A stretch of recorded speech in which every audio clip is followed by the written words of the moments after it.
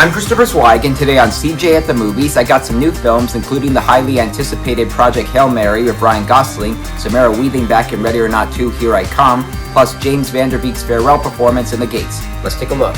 Our first movie is the film version of Andy Weir's book, Project Hail Mary, and we could have gotten anybody to play the lead, Chris Pratt, Ryan Reynolds, or Chris Evans, but we got Ryan Gosling, and that's a wise casting decision because on par with Barbie and The Fall Guy, he delivers as a man who wakes up on a spaceship with no memory, but is mankind's only hope to stop an alien race from dimming the sun.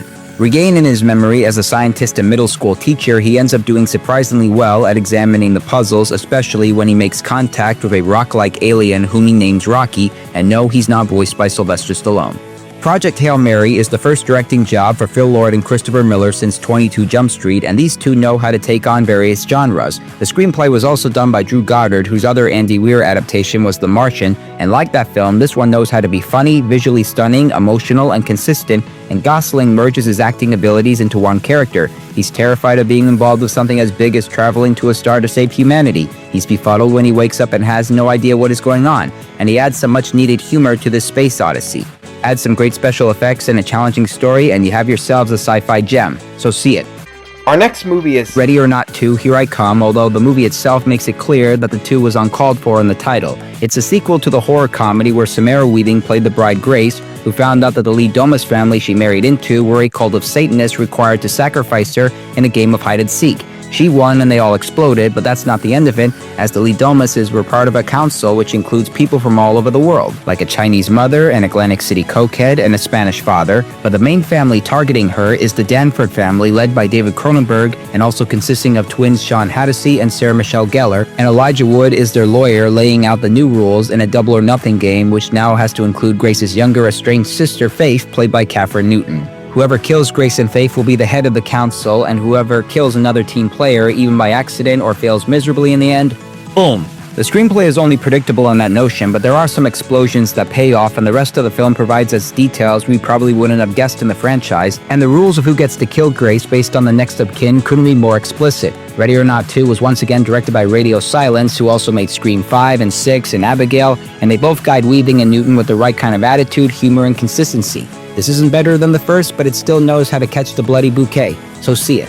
Next up, the Pout-Pout Fish, an animated Shrek meets Finding Nemo feature based on a children's book and crafted between American and Australian studios, which is why most of the sea creatures are Australian and there are only a few American voices like Nick Offerman voicing the title fish, who is a grouchy loner living under the impression that he's not supposed to make friends. He ends up on a journey with a young leafy sea dragon to find a magical fish when both their homes get destroyed, and they hope she can grant their wishes of new homes. Even when the story is too predictable from the adult level, we can still acknowledge that the Pout-Pout Fish has a lot of positive messages for kids about friendship and helping others out, and the animation is fun and cute enough to hold us over. It's no Shrek or Finding Nemo, but it has its heart in the right place, and the voice actors are fun, and this ultimately qualifies itself as children's entertainment. So see it. Next up, The Gates, which is noteworthy as James Van Der Beek's last film, as he died last month at the age of 48. This is a well-intended but routine thriller that deals with race and class as far as the movie is concerned. Set in Texas, we meet 3 African-American college students, played by Mason Gooding, Algie Smith, and Keith Powers, who are on their way to a party but take a detour thanks to bad traffic. They all end up in a gated community and walk up to a house to ask for help, but they witness a woman being murdered by a local priest, played by Van Der Beek. That's when they react, and that's when he sees them, and that's when they run. I wanted to like The Gates because of how likable Gooding, Smith, and Powers were, and how Van Der Beek delivers as the villain, but the problem with this movie is that the story goes all over the place and doesn't allow us to examine the characters they come across during their escape plan. They say and do some things, but that's not really much of a character study. You might be able to read between their lines, but a movie like this should be more than that. It should really delve into the subject matter of the different belief systems, especially in a gated community like this, and it should be as poetic and outspoken as the actors are. They all speak more than what the screenplay gives them credit for, so skip it. And our last movie is Toe, starring Rose Byrne as an alcoholic homeless woman who drives her car around and struggling to find a job as a veterinarian in Seattle. One day her car gets stolen and illegally parked somewhere and gets towed with the charge of $273, which she can't afford. So she tries to sue this towing company, and when her car gets sold at auction, she turns to a young lawyer played by Dominic Sessa for help. Meanwhile, despite her atheism, she stays at a homeless shelter at a local church with the strict host Octavia Spencer and some new friends played by Demi Lovato and Ariana DeBose. We should get to know more of these women, but they do have their moments of sincerity. And throughout this movie, Byrne calls her a strange costume designer teenage daughter played by Elsie Fisher, who lives in Utah. She promises her she'll see her at Christmas, but given the circumstances, it becomes complicated.